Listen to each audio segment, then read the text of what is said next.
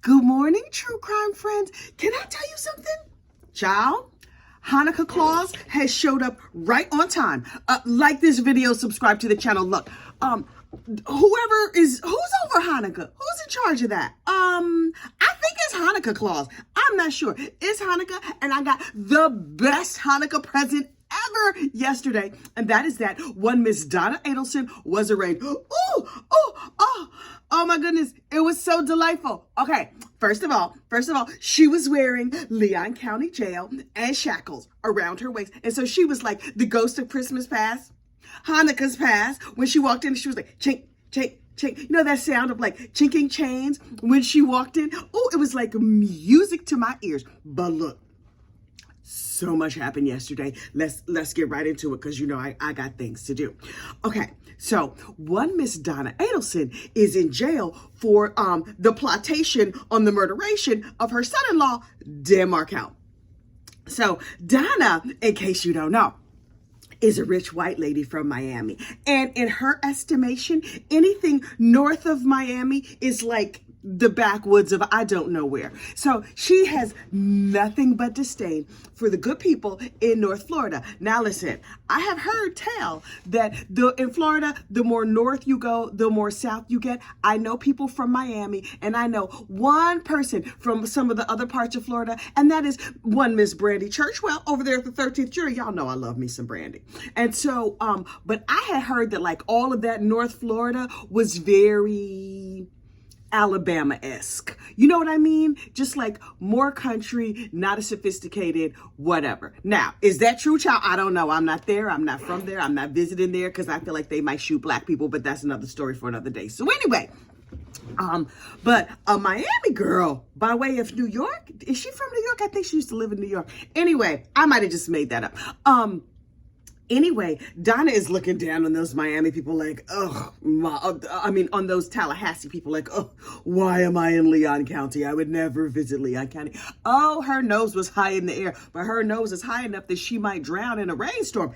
Child. So this is what happens. So Donna plots the unaliving of her son-in-law, and everybody around her gets convicted. The murderers, the go-between, her precious son, Charlie. Charlie's going to be sentenced today. And if I didn't have 500,000 meetings, I would be perched and there for every single last moment of that court case. But alas, I have meetings, so I'm gonna have to watch it on the playback unless I can slip a little earbud in during the course of my meeting. Shh, don't tell my boss. So look, Donna filed a complaint to say, excuse me, Your Honor, I'm very dissatisfied with the conditions here. My cell is not what I expected it to be. The thread count is low. My blanket was dirty. I'm not getting adequate medical care, etc., etc. So listen, this case has gone on for many years and it's relatively high profile. So when her lawyer from down in Miami comes all the way up, 400 miles or something, to Leon County, child, they was ready for her. Ooh, they were ready for her. Look, here's the thing. Donna has made a grievous error, in my opinion. I mean, several. But the one that I can think of off the top of my head, that is not employing local counsel. And here's why. When you know the local people, they all know each other, right? Every place has like a certain culture, a certain vibe, a certain way things are done. Now, Miami, apparently, relative to Leon County, Miami is a whole other world. So here comes Miss Donna up to Leon County, and she's just trying to assert her authority. Ma'am, you don't have no authority. And your lawyer, she doesn't know anybody locally, so she can't like work the levers of power in your favor. You feel like you're just going to come and overpower everybody and they're going to do everything the way that you want them to do it. Ma'am, it's not going good for her. It's not going good for her. So Miss Donna, through her lawyer, wrote a strongly worded letter about the way in which she's been treating. And she's like, yes, I threatened to unalive myself. And yes, I had an unalive pact with my husband, but that is none of your business. And so I would like to be taken off of unalive hold because I am not enjoying it. And the judge was like, right. So, if you come in and you'll have a seat, please don't tangle up in your chains. Go on and have a seat and we're going to have a little discussion. Meanwhile, the good people of Tallahassee, Georgia Koffelman, Miss Georgia, Ooh, and Mary Catherine. Is that the other lady's name? I don't know. The state lawyers, they had some delightful treats for Miss Donna. They were like, we're going to sit here. We're going to be calm. Child, they was perched and ready to go. And I was perched and ready to watch. So this is what happened. Donna comes in and she sits down and she's with her Miami lawyer. And then Georgia was like, oh, hey, Judge. Hi, y'all. Bailiffs. How everybody doing? How's your mom and them? They good? They good? Okay, great. Oh, we're getting started?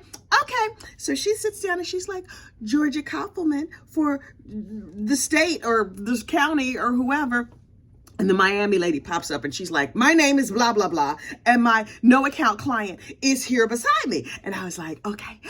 Oh, if anybody in this office asks me a question, I might have to unalive them because I need this in my spirit. And my colleague said, what's going on? And I said, girl, Donna Adelson is in court. I have to watch. And she said, I don't know who that is, but I trust that you'll tell me. And I said, okay. And I put my earphones back in because that half need to be quiet because, I need to focus. So, Miss Kappelman, that's her name. George Kappelman stands up and she's just like, we're here because the ignorant hoe is unsatisfied with the jail. And the judge was like, I see. And then the defense attorney pops up like she's on a spring, like right out of a Jack in the Box. And she's like, Your Honor, Mrs. Adelson has not been able to speak to me. And I have tried to call and I have tried to do everything, but I'm down in Miami because I don't want to be here in Tallahassee because ew. And I cannot get in touch with her. And I try to talk to all the proper people and no one will take my phone calls. And the judge was like, I see. Okay. Meanwhile, Donna's sitting in her chair. She's crossing her arms and she's smirking and she's mad and she's leaning forward and she's leaning back. And I was living my best life. And so then the judge calls up the sheriff. And the sheriff was like, Your Honor, that ignorant hoe and her lawyer are nothing but a lying sack of sugar. Now, I'm paraphrasing, of course, but this is the spirit of what he said. He was like, the fancy rich lady over there, she's out of her rabbit ass mind. So I don't know what she's talking about, but I did bring my lawyer here to explain. And so the judge was like, oh, and he's like, oh, and we brought the sheriff. And the judge was like, just calm and monotone while this Miami side of the court was fully melting down. I was like, yes, this is so delicious. Do y'all know about Schadenfreude? That is joy at the suffering of others. Now listen, I am not a Schadenfreude kind of girl, usually. But when it comes to this case, I'm all about that Schadenfreude life. So anyway, oh, I done talked my throat dry. This story is too good. Hang on. So they call up the sheriff. The sheriff is a slow talking, calm gentleman. And the judge is like, Sheriff Mack. And he was country. Oh, child, he's country as an ear of corn. Yes, Your Honor. He was like, were you treating the heifer bad? And the sheriff was like, no, Your Honor. She got all the regular treatment that everybody else would get. And she was like, rolling her eyes. Her eyes almost rolled out of her head. You know how when you were a kid, your mother's like, your eyes look like they're going to roll out of your head. You better correct them. Her eyes nearly fell out of her head. She was smirking and rolling her eyes so hard. And the judge was like, well, because look, they talk slow and I don't talk slow because I can't. If I could have sped them up to 2x or 4x, I would have, but that was not possible. So I will reenact them fast, but in your mind, just know they were talking real slow. So the judge was like, yo, again, I'm summarizing. The judge was like, yo, did you let the ignorant heifer see a doctor? And the sheriff was like, yep. And the judge was like, okay, how often did they see her? The sheriff was like, every day. And the sheriff was like, look, Your Honor, it's not just her. We have other ignorant heifers that we have to look after. So yeah, somebody came around. And so the judge was like, okay, just so everybody knows, I'm in charge of the court and the sheriff is in charge of the jail. So what they do over there, they ain't got nothing to do with me. So I can't do anything, but okay, we'll listen to you talk and we'll see what they have to say. Now, Miami chick, stand your behind up here and ask the sheriff some questions. So the Miami lawyer got up and she was like, I'm going to be polite and I'm going to have my pinkies out and I'm going to call you the wrong name most of the time. But I have some very pressing questions. And the sheriff was like, yes, real slow. So they was like, have you seen her medical records? And the sheriff was like, nah, I can't see her medical records because HIPAA. And then the lawyer proceeded to ask a whole bunch of medical questions, to which the sheriff responded, HIPAA, HIPAA, HIPAA, HIPAA. That heifer's a pain in the neck, HIPAA. And so the lawyer was going on and on and on. And the judge was like, boo-boo, let me stop you. He went out Kanye. I'm gonna let you finish, but you've gone far afield. Now, continue. And so the Miami lawyer was just like, okay, just one or two more questions. Would it surprise you to know that the official, the top guy, has not seen my client? Sheriff was like, ain't got no reason for her to lie to us. Look, we over here just doing our job. Had ignorant heifer not killed nobody, then she wouldn't be here. I mean, that's not what he said. That's what I'm saying. But anyway, so they were like, the state was like, okay, we got some other folks back here you should talk to. So then they put up like the big muckety muck. That's not his title, but he's like, you know, the head muckety muck in charge of sheriffs and jails and whatever. And he stood up. Wait, the Miami lawyer is like, I have tried to get her medical files. I have tried to call this one. I have tried to call that one. Nobody will return my phone calls. You know what would happen if you had local counsel? Local counsel would be like, I'm going to walk over and I'm going to take a plate of cookies to Betty and them in the office and I'm going to ask about their mom and them and I'm going to pick up the medical records. So the Miami lawyer is like, no one has seen her medical records. I have tried to get the medical records, blah, blah, blah.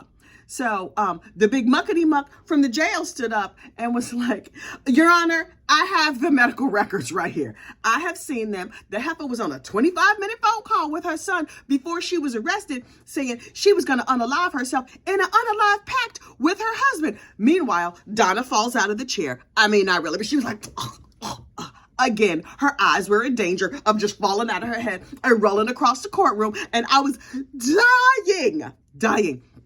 And the judge pauses the proceedings and he was like, heifer, please pick up your eyes and control yourself because your lawyer is here to talk on your behalf. So you're gonna need to commence to shutting the heck up. And so she was like, oh, I'm sorry, Your Honor. My pinkies are back out. I'm sorry. I used my pinkies to pluck up my eyes and put them back in. Please, please, please forgive me. And Your Honor was like, okay, because girl, you done effed around and now you finding out. The dude who's in charge of medical records is like, oh, medical records, you say? I have them right here. And so the lawyer was like, I have not seen the medical records. How come I can't see the medical records? And the medical records dude was like, yeah, you could have just got him anytime. Nobody has called my office. The lawyer was like, I've been calling you. Girl, they got you blocked. You think they don't recognize a Miami number? They recognize a Miami number. And here's the thing. In my estimation, I am not alleging wrongdoing. I'm saying this is how it would go down if it was me. I don't work in law enforcement, just so you know. They would be like, oh, we go write down this Miami lady's number. Okay, 323. What's the rest of it? Okay, we're going to write that down. Anytime that number comes up on your caller ID, send it to voicemail. So she can call as much as she wants. But they can, did she send a fax? Did she send an email? Did she send an owl, a pigeon, a strongly worded text? No, she did not. So you know what? She don't have no records and she couldn't just drop by the prison because it's a 7-hour drive away and she could not trouble herself. So the judge was like, is there some electronic way that this heifer could talk to her client in Miami? And they were like, yeah, her lawyer could just drop by. Like, she gonna drop by from Miami. Hang on, you know how to talk my throat dry again. And they were like, we could make an office available to her, but we can't give her like a tablet because the tablet has a headphone and she could use the headphone as a ligature to unalive herself. So we are doing all this for her safety because the ignorant heifer keeps saying she wants to unalive herself. And the Miami lawyer was like, when she was in Miami, she was on unalive watch. And then they put her back in general population. How come she can't go to Gen Pop up here? And the sheriff was like, thought you tricked me. Gotcha. When we were checking her in, I mean, like it's the Marriott of the Four Seasons or something. When we were booking her in, she commented about how she wanted to unalive herself. So that was a fresh threat. So yeah, now we can't set her free. Meanwhile, Miss Donna's eyes fell out of her head again, but she picked them up herself this time and put them back, and then composed herself, pulled herself together. So they were like, we evaluate her every day. Note to Donna Adelson. This is the translation of, this is what you need to understand. You have behaved badly in the prison. You have tried to assert your power and authority in a place where you have no power and authority. Also, these folks know you don't like them, right? It's clear to everybody with eyes that you don't like them. Yes, yours keep falling on the floor, and they're probably dirty and dusty right now from being on the floor so much, but our eyes have stayed firmly in our head, and so you're going to keep showing your behind, and you're going to keep your behind over there in direct observation where you don't have no clothes, and you don't have no privacy, and you don't have a spoon, because they don't want you to spoon yourself to death. I don't know what you could do with a spoon, but if you got crafty, we're sure you could figure something out, because you're smart like that. So what you need to do is sit down and be quiet and follow the rules, and quit asking for the manager, because every time you ask for the manager up in this joint, it's not going to go good for you. Just so you know, in case you were confused, it's going to continue to not go good for you. So govern yourself accordingly. And so at the end of the day, the judge was like, yeah, there's law out there, law, blobbity, blobbity, blobbity. There was some dude years ago who wanted to see a private dentist of his choice. I suspect that he was like some rich dude who was like, I would prefer to see my personal dentist. And just like that dude didn't get his dentist, you not getting a private psychiatrist. You not gonna go home because you tried to run away to another country. All of this is not gonna work out for you. So, we're going to need you to follow the rules of the jail and be nice and continue to commence to shutting the heck up. And maybe we will let you be in general population with a spoon, but only a plastic one, and only maybe. Meanwhile, over on Court TV, Ruth Markel, the mother of the decedent, was like, everybody was like, oh, Ruthie, how you doing, Ruthie girl? What's going on, Ruthie girl? Your book is doing good, Ruthie. Good. Vinnie Politan was like, you have not seen Donna Adelson in years. How's she look? Ruth was like, well, she look good to me. Everybody said she was looking terrible and weak or whatever. She looked just fine to me. Look healthy. Looked like the evil was still coursing through her veins. I'm sure she's fine. And so I was like, oh, Ruth, the shade. Now, did Donna Adelson look bad? She looked terrible. But I imagine that comes from her being a terrible person, not from the circumstances of the jail. Now, look, in other jailbird news, child, this video is going to take 5 years to upload because I still got 2 more cases to cover, although I'm probably only going to cover one of them. But I have to tell you what happened. Over in the case of, what's the case called? The state of Texas versus Lisa Dykes, aka the Splenda Blend case. Because Lisa was a sugar mama. Lisa was the Splenda mama. She had a little bit of cash. And Nina is the sugar mama. And the 2 of them got married. So we calling them Splenda Blend. Because when you put Splenda with real sugar, child, that's what you get. You get Splenda Blend. And they had a little boy toy, a young black rapper who was like, over there giving it to him. You know what I mean? And he brought home another girl, as young rappers are wont to do. And Lisa had she freaked out and she got upset and she unalived the girl that the rapper brought home, and then was like, no, I'm gonna clean this up for you. And then she ain't cleaned it up. I mean, she cleaned up the house real good. She cleaned up the situation not at all. And then she ran off to like another state or country or something like that. Oh, she ran off to Cambodia. So when they caught her in Cambodia, she didn't expect that to happen. Now, first of all, apparently, okay, so the state brought in an FBI agent. The FBI agent was like, it's so good to see everybody. Hey, how you doing? Oh, I haven't had regular American cheeseburgers in a while. I live in Cambodia. My name is whatever her name is. Oh, she was bubbly. Oh, she was living her best life. But she was there to do her job. And she was talking about her job. Yes, I work for the FBI in Cambodia. Here's the thing. When Splenda Blend ran off to Cambodia, they were like, there is no extradition treaty. Okay, great. Here's what they had not counted on. there are places where there is no extradition treaty, but there's a whole lot of other loopholes that they can use to arrest you in foreign countries. Ooh. Splendid Blend ain't playing on that. Splendid Blend, one's a lawyer, one's a paralegal, but they were like, oh, rats, foiled again. So, yeah, you might not get officially extradited, but are they gonna kick you out of their country? Yeah, They can go and they can just pick you up, and the Cambodian police are like, oh, hey, fugitives, murderers, Splendid Blend, y'all, we're gonna need you to put your handcuffs on and come with us. Also, be lucky we don't beat you within an inch of your life, because this is a foreign country and we don't owe you nothing. But that's not what they did. So these ladies are in Cambodia at a Cambodia Airbnb, Cambodia B&B. Child, I don't know what you call it when you get you an Airbnb over there, but they got themselves an Airbnb. And COVID was rampant. You know what I would not want? COVID in a foreign country at the height of COVID. I'm surprised they lived, if you want to know the truth. I guess they was eating their vitamins and doing exercises or whatever. So the cops picked them up and they were like, FBI, what are you doing here? What is your jurisdiction to pick us up? And the officer was like, hi, ladies. How you doing? I am not here as representing the FBI.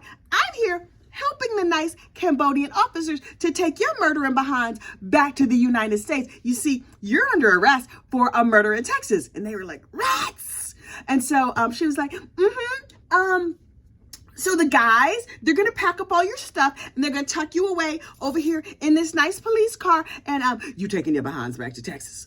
And they were like, oh, this is not what we had planned on. We looked up extradition and she was like, right, only you're being deported because your visa is expired. Also, you're an accused unaliver and we don't like that over here. That's not a thing for us. And so they were like, oh, we hadn't thought of that. Could you let us think about it for a minute? And she was like, no, you cannot. So, they tested the ladies and both of them tested positive. And so I was just like, oh my God. And so the cops were like, okay, let's go ahead and take all their stuff with them. And so we had their packing list. And so they were very thorough in their packing list. And this is what they had. They had lots and lots of phones, so many phones. And they were going through the inventory, like, what did you pick up when you picked them? We got this iPhone or this iPhone or this iPhone or this. A whole lot of phones, a whole lot of SIM cards. Child, you looking guilty AF. Just from the phones alone, on the strength of the phones alone, these heifers is guilty. Now, are they going to be convicted? Oh, yeah. Lisa Dykes going to be convicted expeditiously. But I'm like, okay, I'm perched. I'm watching this trial because I want to see how it all goes down. Because this is clearly a case of you did the unfortunate unaliving and you're going to be in the slammer for the rest of your life. So let me just enjoy the show. So they had lots of phones, lots of SIM cards, lots of LLCs that were set up wrong. Y'all are not that good lawyers because you can't set up an LLC, right? Okay, fine. And then they had a whole bunch of laptops and lots of cash. And so when the cash got taken into custody, apparently the Cambodians, they just helped themselves. They was like, ooh, we love arresting Americans. Look at all this cash. And apparently the FBI lady was like, oh, my translator overheard one cop saying to the other, dude, you got to put that back.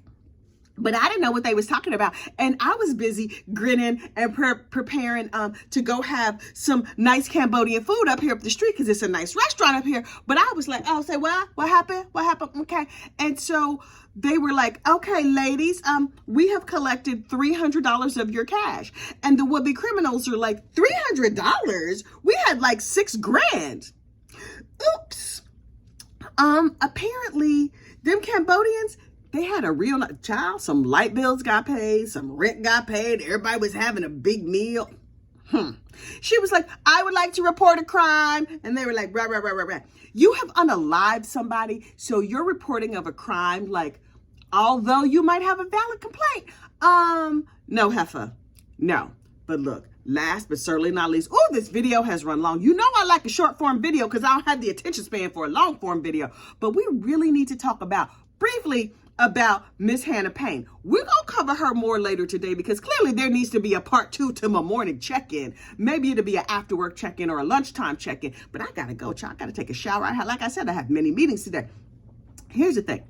Miss Hannah Payne, this is this lady in Georgia who I thought she was in a car wreck. She wasn't even in a car wreck. She witnessed a car wreck and deputized herself to go arrest the perpetrator when he ran away. What? Ma'am, you're doing too much. You are doing too much. Look, people don't want to do self-checkout at the Walmart, but you're going to be a whole police officer and go attempt to arrest somebody in a crime that has nothing to do with you? Nothing at all? Because you happen to have a gun? P.S. You stupid enough to record your whole crime? And she didn't use proper safety measures. She was like, I was standing too close to the truck and he grabbed me and pulled me in. And so I had to protect myself. Ma'am, you know where you would have been safe? In your car continuing to drive home, minding your own doggone business. She's like, somebody told me to do it. Child, in the words of my mama, if somebody told you to jump off a bridge, would you jump off a bridge? Listen, this couldn't have been me. The cop would have been like, go get him. And I'm going to be like, what's your job then?